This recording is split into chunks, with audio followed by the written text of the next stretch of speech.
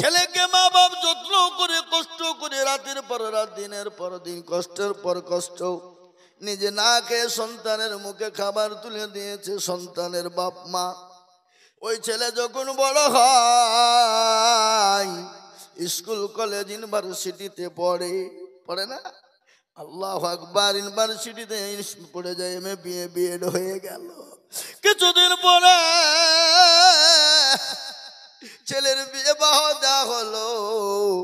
সুন্দর একটা ফুটফুট রমণী দেখে বৌমা পুত্রবধূ এনে দেওয়া হলো। ও মুসলমান গো, পুত্রবধূ এনে দেওয়ার পরে সুন্দর করে বাড়ি চলতে শুরু হয়ে গেল।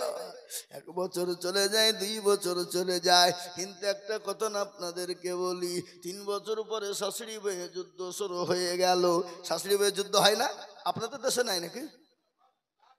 এদিকে চলা, হ্যাঁ, শাশুড়ি বউয়ের যুদ্ধ।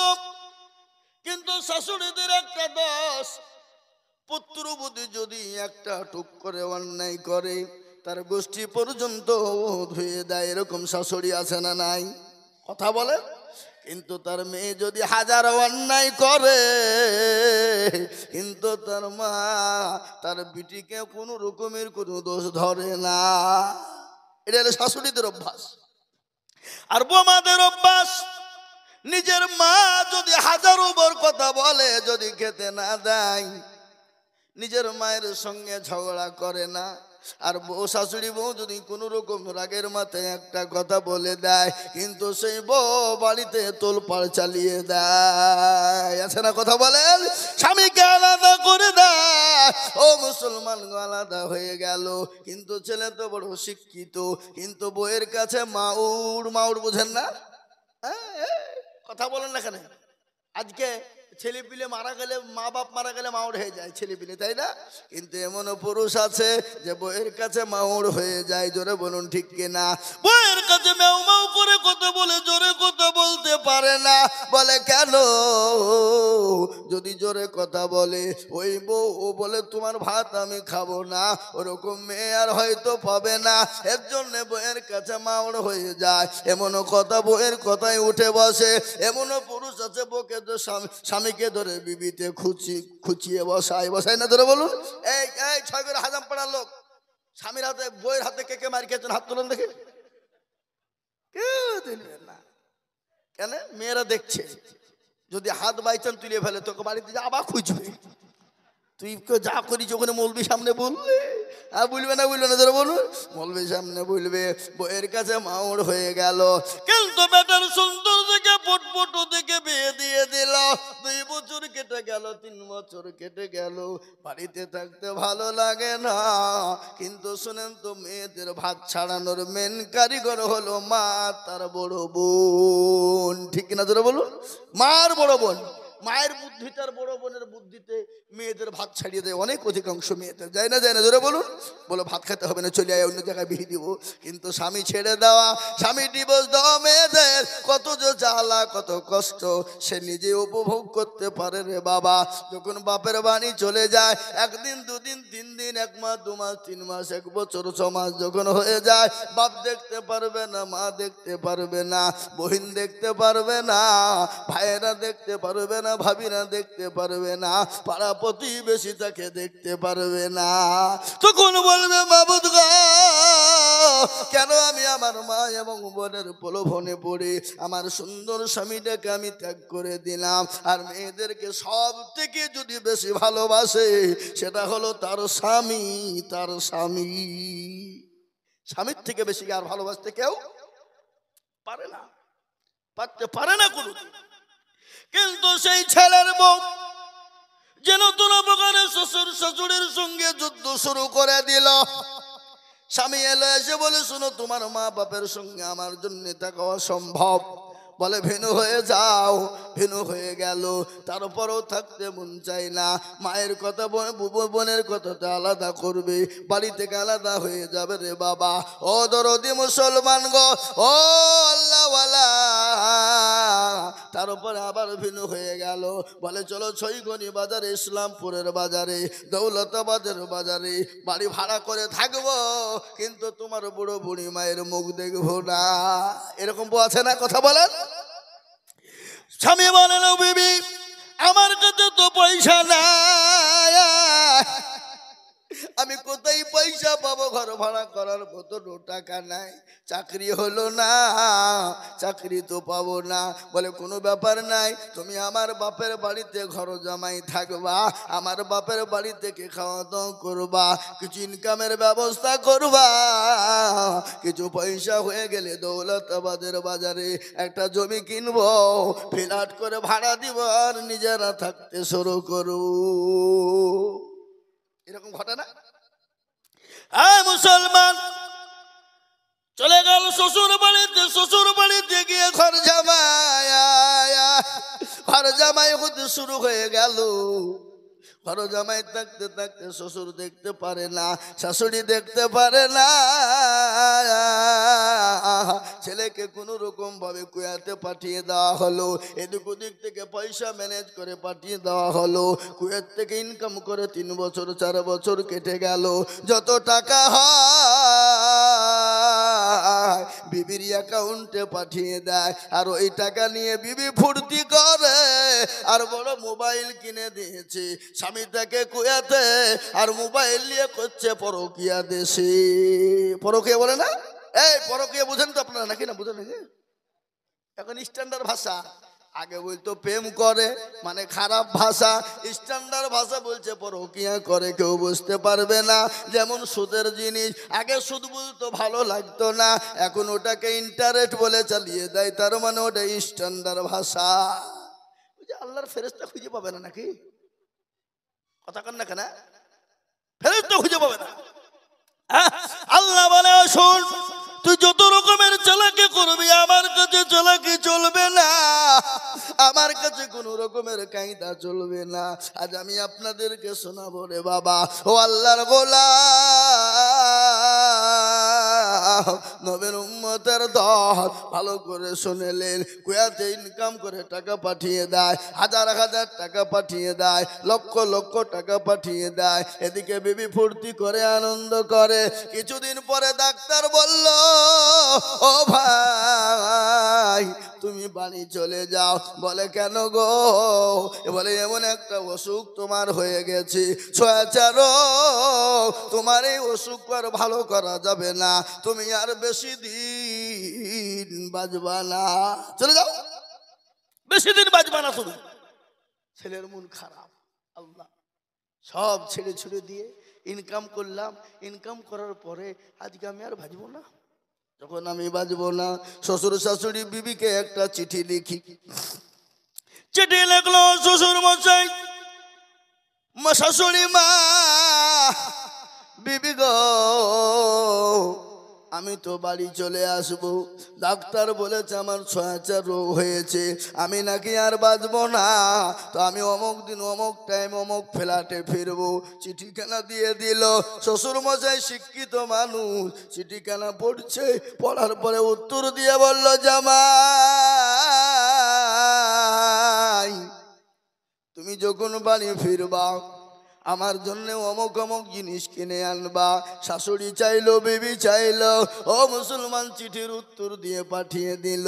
কেমন আছো, কবে আছো, কোনো জিজ্ঞাসা নাই। চিঠি কেন ছেলের হাতে যখন পড়ে গেল, ছেলে চিঠি কেন দেখে আর অঝর নয়নে কান্না করে, চোখের পানি ঝরঝর ঝরঝর ঝরঝর করে ঝরে যায়। বলে মাবুদ গো,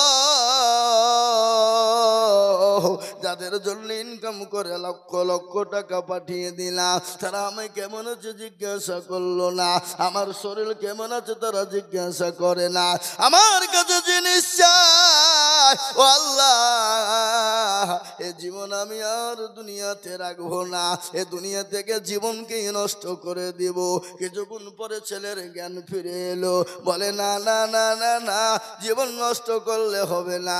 আমার জন্ম দুঃখিনী মা, আমার অর্ধাঙ্গিনী মা, আমার গর্ভধারিণী মা, আমাকে যে মা রাত্রি 9 মাস 9 দিন গর্ভে রেখেছিল, রাতকে রাত মনে করেনি, শীতকে শীত মনে করেনি, যে মা এত প্রসব করেছি, পায়খানা করে দিয়েছি, খেতে বসেছে পায়খানা প্রসব করে দিয়েছি, তারপরেও মা ঘৃণা মনে করেনি, মা আমাকে দূর দূর করে ফেলে দেয়নি। ওই মায়ের কাছে একখানা চিঠি লিখি, আমার বাপকে একখানা চিঠি রাখি। আমি তো মা বাপের সঙ্গে অনেক দিন সাক্ষাৎ নাই, অনেক দিন কোনো দেখা সাক্ষাৎ করি না, তারা বেঁচে আছে না মরে গেছে খবর নাই। 7-8 বছর হয়ে গেল। চিঠিখানা লিখে দিয়ে বলল, আব্বা ও আমার আম্মা যান, আমি বড় অসুস্থ, আমি অমুক দিন বাড়ি আছি, কুয়াতের মাটিতে আছি, আমাকে ডাক্তার বলেছে ছয়াচার, তোমরা আমার জন্য দোয়া করো। চিঠিখানা চলে এলো, মা পড়া জানে না,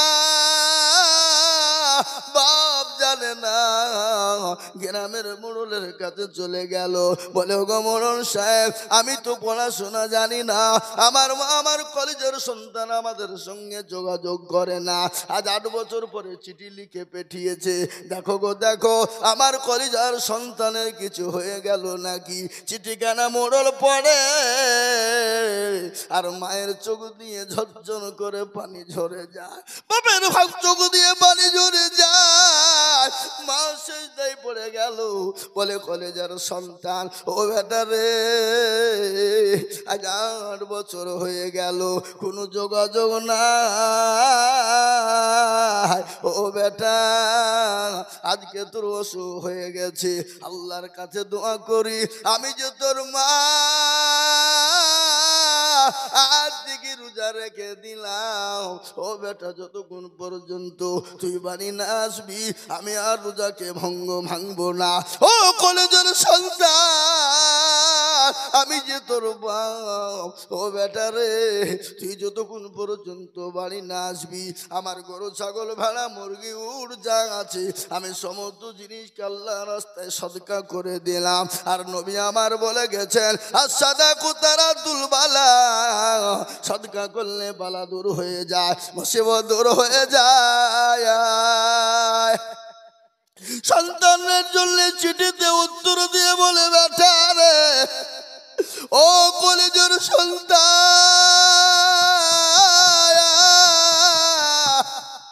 আমি যে তোর মা জননী, 9 মাস 9 দিন তোকে গর্বে করে নিয়ে বেরিয়েছিলাম রে বেটা, আমি আল্লাহর কাছে দোয়া করি, বলে মাবুদ গো, আমাদের তুমি জীবনটা নিয়ে নাও, আমাদের হায়াতটা তুমি নিয়ে নাও, কিন্তু আমাদের হায়াত কেটে আমার কলেজা সন্তানের কাছে তুমি দিয়ে দাও। চিঠিতে লিখলো, ও বেটা রে, তুই যখন জাহাজে চড়বি বেটা, তোর কাছে যদি পয়সা করি থাকে ফকির মিসকিনকে সদকা করবি। চিঠিখানা বেটার কাছে পৌঁছে গেল, বেটা কিন্তু চিঠি আর খুলে পড়লো না, বেটা বললো না পড়বো না, আমি যেদিন বাড়ি বাড়াবো তার আগা দিন চিঠিখানা আমি দেখবো, আমার মা বাপ যদি শ্বশুর শাশুড়ির মতন জিনিস চায় আমি আর এই জীবন নিয়ে ফিরবো না। চিঠিখানা যেদিন বাড়ি আসবে তার আগা দিন চিঠিখানা খুলে পড়ছে, আর সন্তানের চোখ দিয়ে পানি ঝরঝর করে ঝরে যায়। ওগো আল্লাহ, মাবুদ মাওলা, আমি তো আমার মা বাপের কোনোদিন খবর নিইনি, জীবনে যেদিন থেকে ইনকাম করতে শিখেছি আমি আলাদা হয়ে গেছি, সমস্ত শ্বশুর শাশুড়ি বিবির জন্য দিয়েছি, আমি তো কোনোদিন আমার মা বাপের খবর নিইনি, আজকে তারা আমার কাছে জিনিস চাই না, আমার জন্য তারা দান খায়রাত করেছে, আমার জন্য সদকা করে দিয়েছে। মাবুদ মাওলা, আমি আজ কারো জন্য কিছু নিয়ে যাব না, যদি আমি নিয়ে যাই আমি আমার কলেজার টুকরা মা আমার বাপের জন্য নিয়ে যাব। ছেলে আপনার প্লেনে উঠে গেল, কলকাতা এয়ারপোর্টে নেমে যায়, কলকাতা এয়ারপোর্টে নেমে গেল, নামার পরে শ্বশুর শাশুড়ি বিবি অনেক দূরে দাঁড়িয়ে, কিন্তু এয়ারপোর্টে তো ঢুকতে দেবে না, দেবে গো কথা বলেন দেবে? আমি গত পরশু দিন এলাম, 3-4 দিন পরে আমি জলসা করে ত্রিপুরা আসামে ছিলাম, মেঘালয়ে ছিলাম, মণিপুরে ছিলাম। 4 দিন ছিলাম ত্রিপুরা, মেঘালয়, মণিপুর, আসাম মিলে 4 দিন জলসা করে গত পরশু দিন এসেছি বাবা আমি। এর প্লেনে যদি একটু আপনার ভোটার কার্ড, আইডি কার্ড যদি না থাকে আপনাকে প্রবেশ করতে দেবে না। টিকিট না থাকলে তো নট এলাও, কোনো এলাও হবে না। হবে? কথা বলেন। হবে না, কোনো এলাও নাই, নট এলাও। আপনার টিকিট আছে তো আপনি আছেন, আর টিকিট নাই তো আপনার সঙ্গে কারোর কোনো সম্পর্ক নাই। আর এয়ারপোর্টটা এমন একটা জায়গা, প্রধানমন্ত্রী, মুখ্যমন্ত্রী, স্বরাষ্ট্রমন্ত্রী, রাষ্ট্রপতি হলেও তাকে পরীক্ষা করা হবে, তাকে চেক আপ করা হবে, তার আপনার মেশিন লাগানো হবে। বুঝতে পারলেন আমার কথাটা? এই কথা বুঝতে পারলেন না? পারলেন না? কারোর জন্য এয়ারপোর্টে ছাড় নাই, নট অ্যালাউ। সে যেই হোক, আপনি, আমি, সে, তিনি, যেই হোক না কেন, আমিও বা মুসলমান, আমি তো বছরে মোটামুটি 30 থেকে 35 বার প্লেনে আপ ডাউন করতে হয় বছরে জলসার জন্য। আবার আজকে একটা টিকিট কাটলাম বাংলাদেশ, ঢাকা, 28শে ডিসেম্বর। কোথায় যাব? বাংলাদেশ, ঢাকা। হাফিজুর রহমান সিদ্দিকী, যে ইন্টারন্যাশনাল বক্তা বাংলাদেশের, তার মাদ্রাসায় জালসা। আজকেই দাওয়াত করেছে আমাকে। সেদিন আমার নদিয়া বেথুয়ায় জালসা ছিল, আমি ওদেরকে বলে দিয়েছি ভাই অন্য বক্তা কাউকে নিয়ে নেন, আমি যেতে পারছি না, আমাকে যেতে হবে অন্য জায়গায়। আজকে প্রোগ্রামটা নিয়েছি বাংলাদেশ, ঢাকা, হযরত মাওলানা হাফিজুর রহমান সিদ্দিকী, কুয়াকাটা। বুঝতে পারলেন না?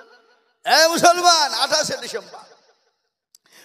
আমার বাবা জীবনের তাই সন্তান চলে এলো, এয়ারপোর্ট থেকে বেরিয়ে গেল। শ্বশুর শাশুড়ি বিবি কাছে ফিরে নাও। শ্বশুর শাশুড়ি দূর থেকে বলে জামাই গো কিছু এনেছো? বিবি বলে স্বামী কিছু এনেছো? বলে আনতে পারি নাই, শরীর সুস্থ হয়ে গেলে কলকাতা থেকে নিয়ে দেব। সঙ্গে সঙ্গে শ্বশুর শাশুড়ি বলে ও ছোট লোক জামাই, আমি জানি তুমি আনতে পারবা না। বিবি বলছে তোমার সঙ্গে আর কোনো সম্পর্ক থাকবে না, এখন এয়ারপোর্টের মাটিতে তুমি আমাকে ডিভোর্স দিয়ে দাও। মানে কেন কেন কেন? সমস্ত টাকা গেলা কি হলো? বলে এতদিন তুমি ছিলে না, তুমি আমার বাপের টাকায় গিয়েছিলে, সমস্ত টাকা ফটলাপ হয়ে গেছে, আমার কাছে দেওয়ার মতো কোনো জিনিসই নাই। কিন্তু জনম দুঃখিনী গর্ভধারিণী মা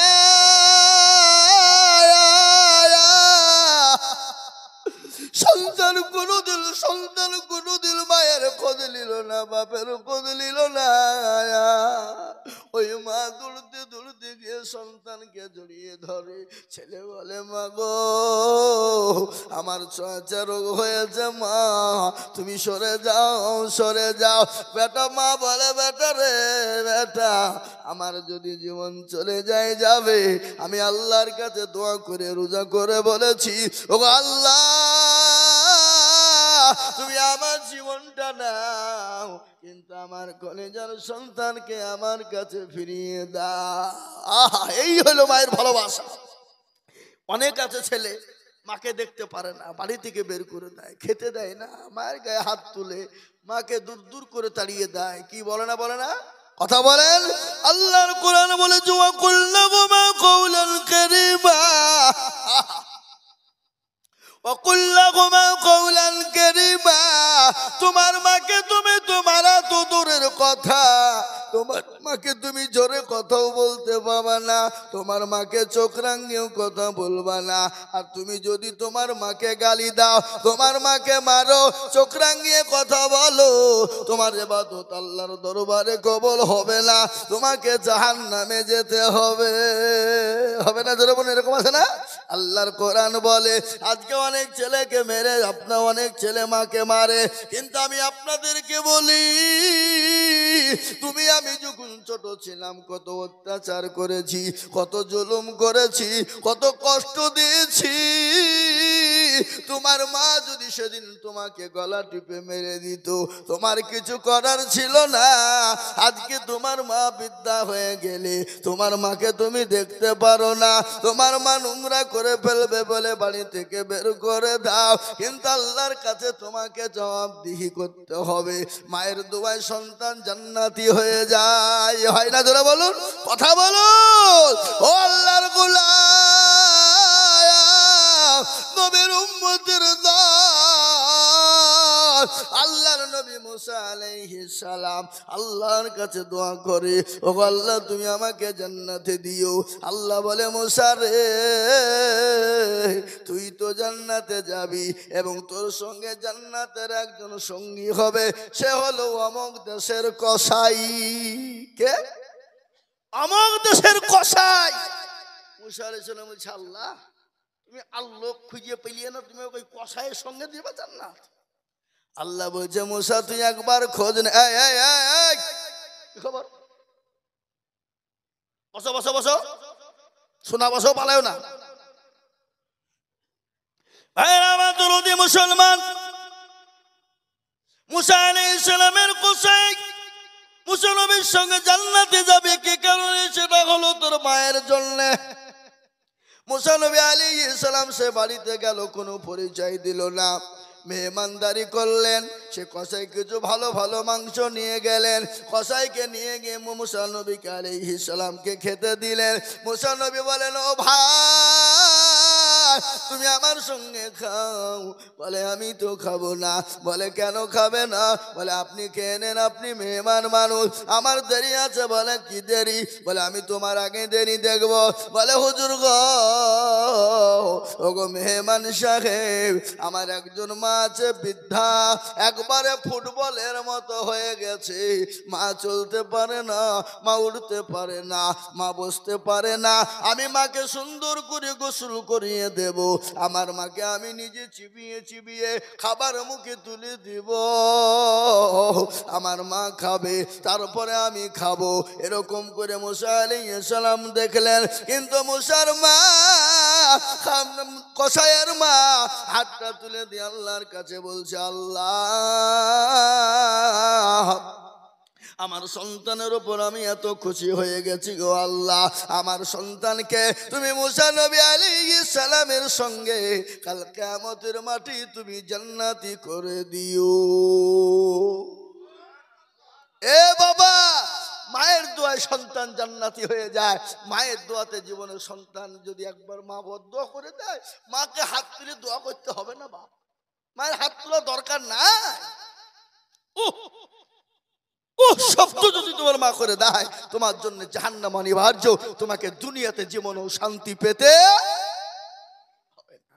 ওমা জান্নাতুকা ওয়া নারুকা, মায়ের দোয়ায় সন্তানের জান্নাত, মায়ের দোয়া জান্নাত, সন্তানের জান্নাত, এবং মায়ের দোয়াতে সন্তানের জাহান্নাম। আজকে আপনাদেরকে বলি, মা তোর সন্তানকে এতটাই ভালোবাসে, নিজের জীবন কেনা দিয়ে দিতে পারে। ও মুসলমান গো, পৃথিবীর জমিনে এক ভাগ ভালোবাসা নিয়ে যদি মা জীবন দিতে পারে, আমার আল্লাহ যে বান্দাকে 99 গুণ ভালোবাসে, আছে না? 99 গুণ ভালোবাসে। বলেন তো, আল্লাহ তার মায়ের থেকে আল্লাহ আমাদেরকে এত ভালোবাসে, তারপরও আমরা আল্লাহকে চিনি না, আমরা নবীকে চিনি না।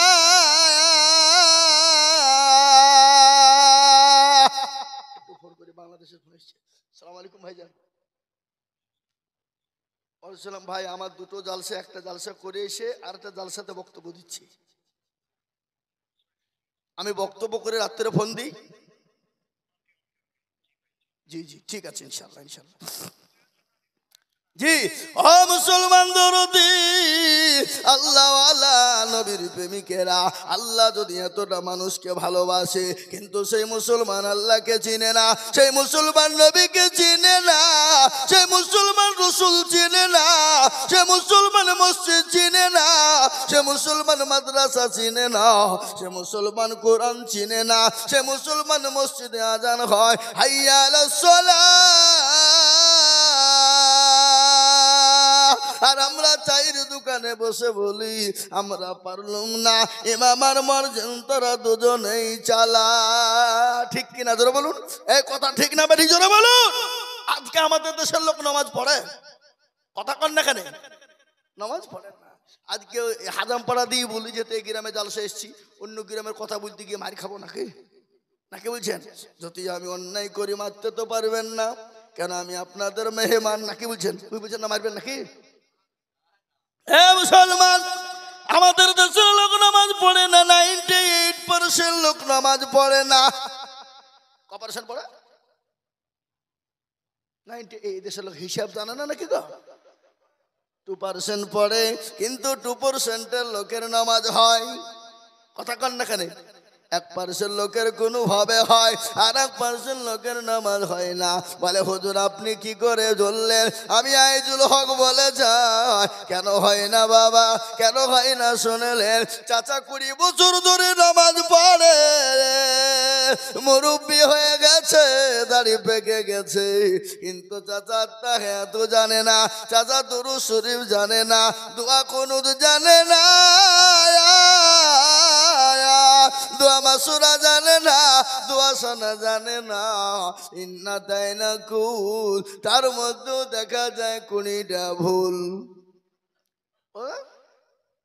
কথা বলেন ঠিক না ঠিক বুঝবো না? ইন্না তাইনা কুল, তার মধ্যে 20টা ভুল, কিন্তু এরা শিখেও না, শিখার চেষ্টাও করে না।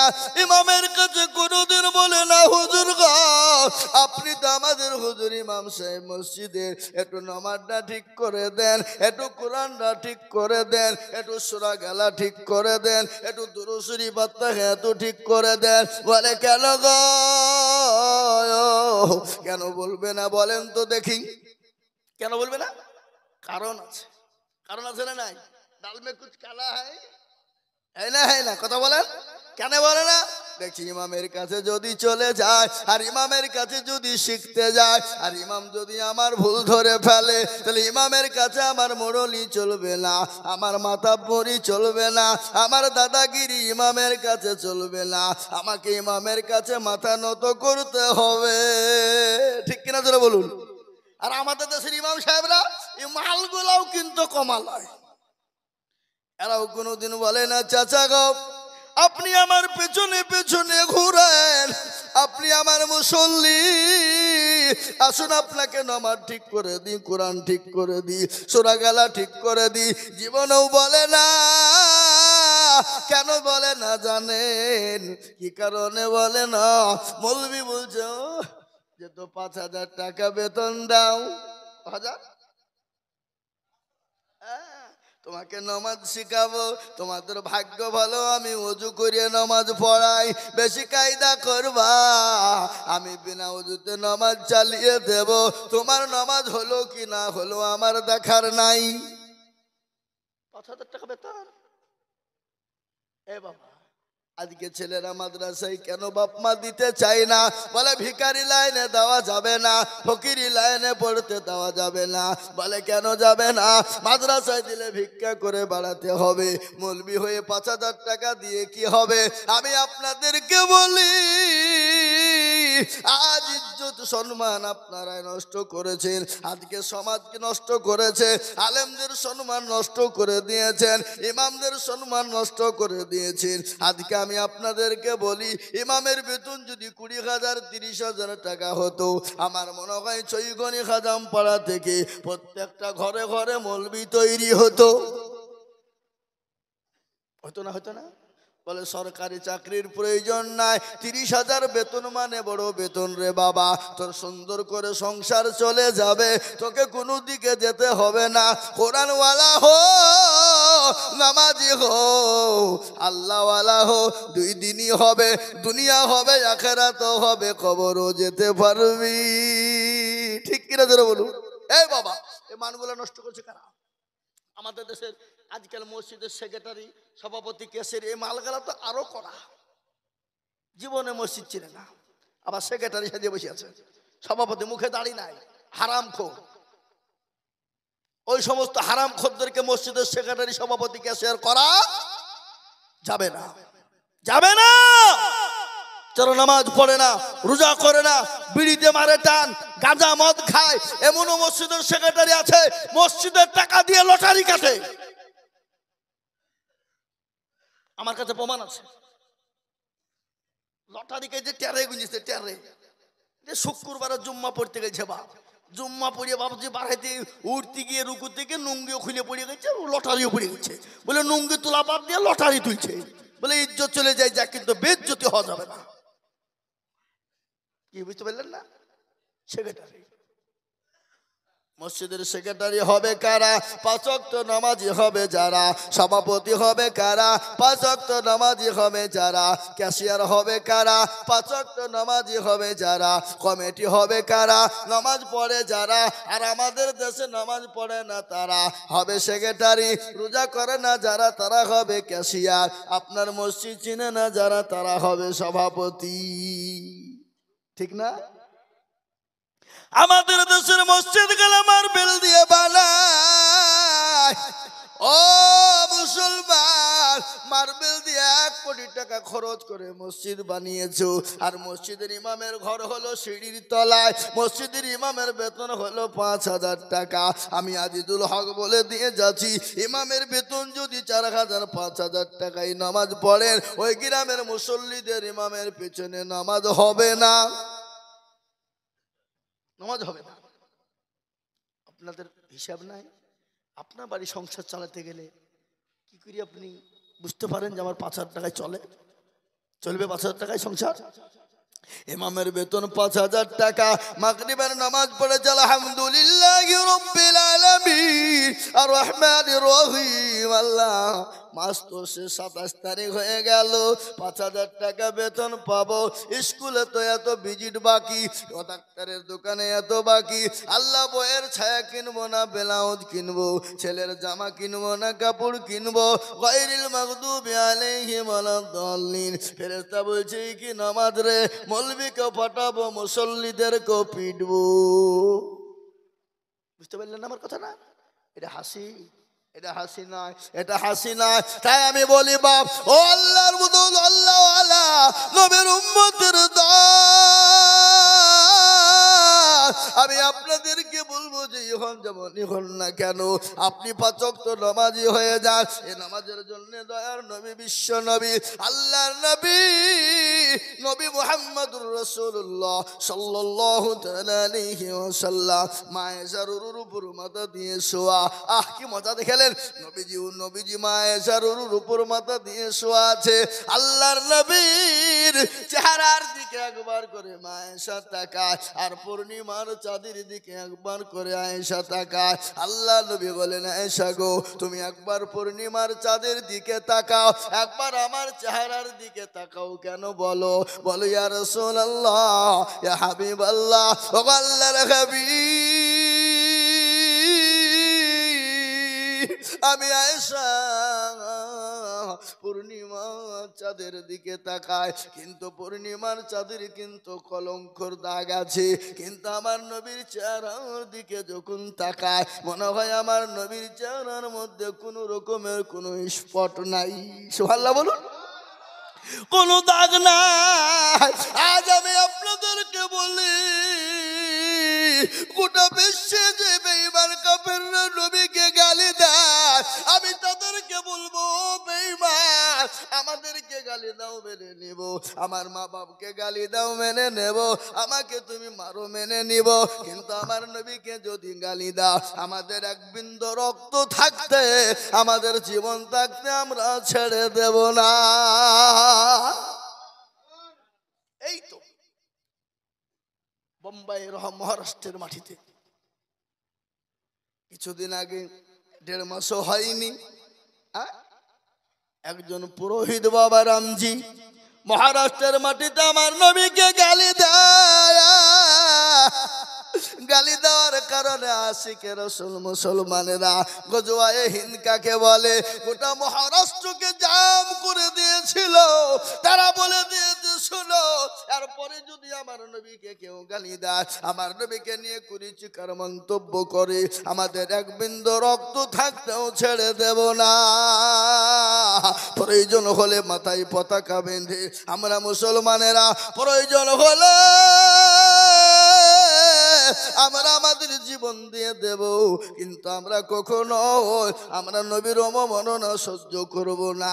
আজ আমি আপনাদেরকে বলি, যারা নবীকে গালি দেয় তারা হলো বাপের কুলাঙ্গার সন্তান। যারা নবীকে গালি দেয় তারা হলো বাপের কুলাঙ্গার সন্তান। আর নবীকে যদি গালি না দেয়, আর যদি গালি দেয়, জেনে নিতে হবে তার বাপ দাদার ধর্মের দোষ আছে। আছে না নাই জোরে বলুন। একটা ঘটনা শুনে নেন। ওয়ালিদ ইবনে মুগীরা পাতি নেতা। পাতি নেতা বুঝেন না? বুঝেন না? এই পাতি নেতা বুঝেন না আপনারা? পাতি নেতা কাকে বলে? এখন তো তৃণমূলের যুগ, এখন তো তৃণমূলের হাওয়া। নাকি বুঝছেন আপনারা বলুন? তৃণমূলের হাওয়া না, ওটা পশ্চিম বাংলা বাবা। স্বামী বিবিকে বলছে, শোনো ভোটটা খবরদার তৃণমূলকে দিবা না। স্বামী বিবি মিনসেরা বা কাজ দেখো, 10 টাকা চাইলে পাওয়া যায় না, আর মমতা 1000 টাকা করে মাসে দিচ্ছে, তোমার কথা শুনব? হ্যাঁ, ভোট ওকেই দেবো আমি। স্বামী বলছে সিপিএম কংগ্রেসকে মার, বলছে তোমার কথা শুনবো না, আমি যাকে মারার আমি গোপনে ঝাড়বো। 1000 টাকা করে আপনার দিকে পাই না নাকি? এদিকে পায়? হ্যাঁ। এ বাবা, মমতা খালা বলেছে ভোট দিয়ে জিতাবা তো এবার 2000 টাকা করে বিধানসভায় পাবা। মেয়েদের তো আরো ভাবছে কলেজা বেরিয়ে গেল নাকি? হ্যাঁ, স্বামীকে বলেছে তোমার পাইতারা করো না, খুব দেখেছি 10 টাকা 20 টাকা তোমার কাছে ভ্যান ভ্যান করতে হয়েছে, এখন 2000 টাকা করে খালা দিবে। বিরাট ব্যাপার, কি বুঝলেন? বুঝলেন না? কিন্তু বাবজি ভুলিয়ে কিন্তু বোদের কাছে ধার নেবেন না টাকা, বিবিদের কাছ থেকে ধার টাকা নিয়েন না। ও আপনার কান খুঁটরি বের করে ফেলবে, কি বুঝলেন? ও আপনার হাজার হাজার টাকা পকেট থেকে নিয়ে নেবে, কোনো ব্যাপার নাই। কিন্তু ওর কাছ থেকে 500 টাকা আপনি না নিয়ে যতক্ষণ দিবেন ততক্ষণ ও লিতেই থাকবে, কিন্তু আবার টাকাটাও নেবে। কি বুঝতে পারলেন না আমার কথা না? হ্যাঁ, আল্লাহ আল্লাহু আকবার। দরদি মুসলমান গো, ওয়ালিদ ইবনে মুগীরা আমার নবীকে গালি দেয়, আমার নবীর সাহাবাদের চোখগুলো মোটা মোটা হয়ে গেল। আর আমার নবী দয়ার নবী, বিশ্ব নবী, নবীদের নবী, রহমাতুল লিল আলামিন। সুবহানাল্লাহ বলুন। আল্লাহর নবী, মায়ার নবী গো, আপনি নবী আমার জীবনের জীবন। আছে না? আল্লাহর নবী, মায়ার নবী গো, আপনি নবী আমার জীবনের জীবন। আপনি আমার জীবন সাথী, অন্ধকার কবরের বাতি, আপনি হলেন নির্দুনিয়ার ধন। আল্লাহর নবী, মায়ার নবী গো, আপনি নবী আমার জীবনের জীবন। আপনি উম্মতের জামি, আপনি রহমাতুল লিল আলামিন। আপনি উম্মতের জামিল, আপনি হলেন গুনাহগার উম্মতের আপনজন। আল্লাহর নবী, মায়ার নবী গো, আপনি নবী আমার জীবনের জীবন। আল্লাহর নবী, মায়ার নবী গো, আপনি নবী আমার জীবনের জীবন। আপনা দেখে মজেজা, ভাগ্যবতী হলেন খাদিজা, সব দিলেন জীবন যৌবন। আল্লাহর নবী, মায়ার নবী গো, আপনি নবী আমার জীবনের জীবন। ও মুসলমান দরদি, যিনি আমার নবী বিশ্ব নবী, তিনি 63 বছরের জিন্দেগি জীবনও কোনোদিন কাউকে গালি দেয় না, কোনোদিন কাউকে ধমক দেয় না, জীবনে কোনোদিন কাউকে মিথ্যা বলে না, জীবনে কোনোদিন কারোর সঙ্গে খারাপ ব্যবহার করেনি। 63 বছরের জিন্দেগিতে জীবনেও কোনোদিন কারোর সঙ্গে অন্যায় কথা বলেনি। সেই নবীকে যদি কেউ গালি দেয়, মুসলমান ছেড়ে দেবে না? দেবে? জোরে বলুন দেবে? সেই মুসলমান কোনোদিন ছেড়ে দেবে না। ওয়ালিদ ইবনে মুগীরা নবীকে গালি দিল, সাহাবাদের চোখ গলা মোটা হয়ে গেল। আল্লাহর নবীর সাহাবারা বলে, নবী গো, একটাবার হুকুম দাও, আমরা কি করে ধ্বংস করে দেব, তাকে টুকরো টুকরো করে ফেলবো। আচ্ছা বলুন তো, নবীকে সব থেকে বেশি ভালোবাসতেন কারা? কথা বলেন, কথা বলেন। আমরা নাকি? কিন্তু একটা কথা আমি আপনাদেরকে বলি, সারা পৃথিবীর ওলিয়া উলিয়া গোয়াস কুতুব, আলেম উলামা, মুহাদ্দিস, শাইখুল হাদিস, সমস্ত গুলাকে এক জায়গায় যদি করা হয়, একজন সাহাবার জুতোর সমতুল্য হবে না। হবে? কথা বলেন। সমস্ত সাহাবাকে যদি একদিকে করা হয়, আমার নবীর একটা চুলের সমতুল্য হবে? জোরে বলুন না কেন? হতে পারে না। আল্লাহ নবী বলেন, ও সাহাবারা, তাকে গালি দিও না, তাকে মারতে যেও না। বলে, কেন ইয়া রাসূলুল্লাহ? তোমরা খোঁজ নিয়ে দেখো ওয়ালিদ ইবনে মুগীরার জন্মের কোনো দোষ আছে? দেখো, খোঁজ নিয়ে দেখো। আচ্ছা বলুন তো, নবীর কথা সত্য না মিথ্যা? আরো জোরে বলুন, নবীর কথা সত্য না মিথ্যা? নবী বলে, খবর না, ওয়ালিদ ইবনে মুগীরার জন্মের দোষ আছে, খবর নিয়ে দেখো জন্মের কোনো গন্ডগোল আছে। আমি আপনাদেরকে বলবো, তার আগে বক্তব্য শোনানোর আগে আজকে আমি আপনাদেরকে বলি, রে বাবা, আজকে কবরস্থানের উন্নতি কল্পে জালসা। কবর বড় কঠিন জায়গা। আউয়ালু মানাজিলা মানজিলুল কবর। আল্লাহ নবী বলে গেলেন, মানুষের সর্বপ্রথম হলো কবর, আর ওই কবর বড় কঠিন। কবর প্রতিদিন ডাকে, ডাকে না? জোরে বলুন। প্রতিদিন কবরে ডাকে, আয় রে আয়, আমি তো বড় কবর। এই ভাই, এই মাইকম্যান, মাল পাইলিয়েছে নাকি? নাই নাকি পাইলিয়েছে? হ্যাঁ, নাই না, ও পাইলিয়েছে। একটু সাউন্ডটা বাড়াইলো না? আল্লাহু আকবার। আমি বলি, বাবা, কবর প্রতিদিন ডাকে, আর ওই কবরে খোঁজ নিয়ে দেখো। হবে না? হ্যালো হ্যালো, মাইকম্যান, তুমি তাড়াতাড়ি এখানে হাজির হয়ে যাও। আমি আপনাদেরকে বলি, কবরে খোঁজ নিয়ে দেখো। বাস পচে নাই, ঝাড়ের বাস এখনো পচে নাই। কবরে খবর না, মানুষ যখন মারা যায় 15 দিন পরে হাতের আঙ্গুলের কুনি গালা খুলে যায়। কি খুলে যায়? হাতের কুনি গালা খুলে যায়। 20 দিনের মাথার চুল গালা খুলে খুলে পড়ে যায়। 25 দিনের মাথায় পেটটা ফুলে যায়। 30 দিনের মাথাতে পেটটা ফেটে যায়। 35 দিনের মাথায় খোঁজ নিয়ে দেখো, তোমার সমস্ত মাংস গলা পোকাতে খেয়ে নেয়। পোকা ইন্ধন শেষ করে দিবে খেয়ে। 35-40 দিনের মাথায় খোঁজ নিয়ে দেখো রে যুবক, ও মুসলমান, বাসের ঝাড় দিয়ে তোমার মা বাপকে কবরে দিয়েছো, কিন্তু বাস পচে না। তোমার মা বাপ, আমাদের মা বাপের আত্মীয় স্বজনের লাশ কিন্তু পচে শেষ হয়ে গেছে, মাংস চলে গেছে, খালি হাড্ডিগুলা কঙ্কাল পড়ে আছে, কোনো জিনিস খুঁজে পাবা না। ওই কবরে অনেকের মা কবরে চলে গেছে, অনেকের বাপ কবরে চলে গেছে। তাই মা বাপের জন্য আমি আপনাদের কাছে হাত পেতে দেব। আমি আজিজুল হক সারা পশ্চিম বাংলা নয়, আসাম, ত্রিপুরা, মেঘালয়, মণিপুর, উড়িষ্যা, বিহার, ঝাড়খণ্ড, পশ্চিম বাংলা, বাংলাদেশ, কত জায়গায় লক্ষ লক্ষ টাকা করে বলি। আজ আমি লক্ষ লক্ষ টাকা চাবো না। আমি আপনাদের ভিতরে এই গোরস্থানকে বড় করার জন্য, নিজের ঘরকে সুন্দর বানানোর জন্য আমি মাত্র 5 জন দরদিকে বলবো, বহু টাকা বহুদিকে চলে গেছে, বিবি বাচ্চার পিছনে চলে গেছে, ছেলে মেয়ের পিছনে চলে গেছে, আত্মীয় স্বজন ডাক্তারের কাছে চলে গেছে। তাই নবীর আল্লাহু আকবার এই গোরস্থানের জন্য 5 জন দরদি মাত্র 10,000 করে টাকা ইনশাল্লাহ গোরস্থানের জন্য দেবে। বলে হুজুর গো আমার কাছে জান আছে কিন্তু বাংলায়, আমি পরে অল্প অল্প করে দিয়ে দেব ইনশাল্লাহ।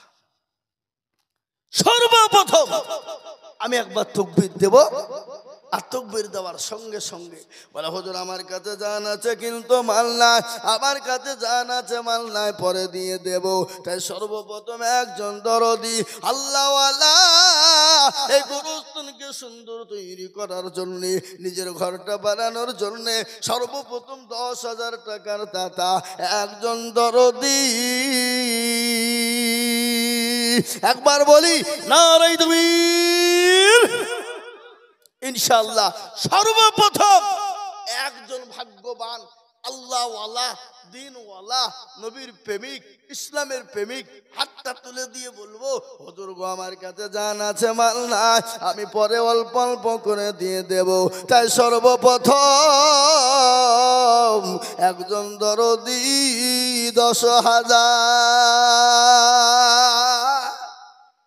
আরে হাজামপাড়ার মাটিতে এটা আমার জানা আছে বাপ, এদেশের মাটির দিল বড় অন্তর বড়, এদেশের মাটি বাপজি সোনার থেকেও খাঁটি। তাই বলি দরদে মুসলমান আল্লাহর রাস্তায় দিনের স্বার্থে ইসলামের স্বার্থে সর্বপ্রথম 10,000 করে টাকা, আমি 50,000 1 লাখ টাকা বলিনি, 20,000 টাকা বলিনি, এ গোরস্থান সুন্দর তৈরি হবে। বলে হুজুর গো আমার কাছে জান আছে মাল নাই, ও গো হুজুর আমি পরে অল্প অল্প করে দিয়ে শোধ করে দেব, আস্তে আস্তে দিয়ে দিব। তাই সর্বপ্রথম একজন আল্লাহর বান্দা কেউ হবে না, নবীর প্রেমিক হবে না, দ্বীনের প্রেমিক হবে না, ইসলামের প্রেমিক হবে না, সর্বপ্রথম 10,000 টাকা হাতটা উঁচু করে দিয়ে বলবে হুজুর ইনশাল্লাহ আমি আল্লাহর রাস্তায় দেব ইনশাল্লাহ। একজন সর্বপ্রথম দেখি আজকে ছয়ঘড়ি হাজামপাড়ার মাটিতে এই গোরস্থানকে সামনে রেখে ইনশাআল্লাহ ইসলামের খাতিরে সর্বপ্রথম 10,000 টাকার দাতা একজন দরদি একটু হাত উঁচু করে দিয়ে বলো ইনশাআল্লাহ। কি গো এমন কোন নবীর প্রেমিক নাই, এমন কোন দিনের প্রেমিক নাই? এই কবরস্থানে অনেকের মা চলে গেছে, বাপ চলে গেছে, জনম দুঃখিনী মা শুয়ে আছে, ওই মায়ের জন্য এমন কোন দরদের বেটা নাই, এমন কোন দরদের সন্তান নাই।